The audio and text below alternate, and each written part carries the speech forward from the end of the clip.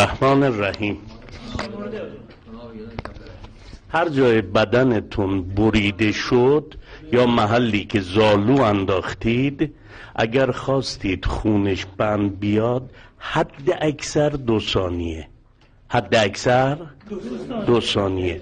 اینو بیش از 50 سال تجربه کردیم. الان میریم 1 کیلو کدو میخریم. کدو 1 کیلو کدوی مسمایی یا سبز، کدوی تنبل و حلوایی نباشه. این کدو تازه باشه، پژمرده نباشه، پلاسیده نباشه. کدو رو میشوریم، آب روشو خشک میکنیم، پوستشو میگیریم. پوستشو با چاقو نگیرید چون زخیم میشه، با پوستکم بگیرید. پوستو خشک کنید. متجاوز از 45 ساله دارم اینو انجام میدم. اگر کسی موفق بشه یه خبر بده بگه 3 ثانیه خون بند اومد، جزو محالاته، تا امروز ندیدم. حد اکثر 2 ثانیه هر محلی از زخمو. پوست کدو با هر شدتی فوق العاده قویه. الان عرض میکنم پوست کدو رو میگیریم، فوق العاده نازک، خشک میشه. این پوست لطیف، ظریف، نازک، خشک.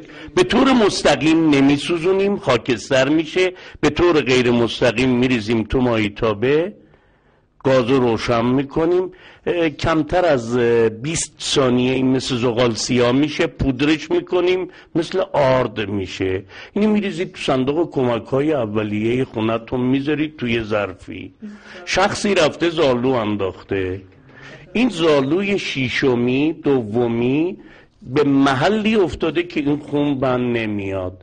یه نفر میاد از این پودر سیاه رنگ که مثل آرده با انگشت میذاره رو محل، حد اکثر 2 ثانیه برای همیشه درست شد. من رفتم به اصطلاح مشغول شستن ظرف بودم، دستم برید تقریبا بیش از 2 سانت که اصلا جاش مشخص نیست. تنها بودم، به سختی اینو محل هم آوردم تو شیشه نباشه.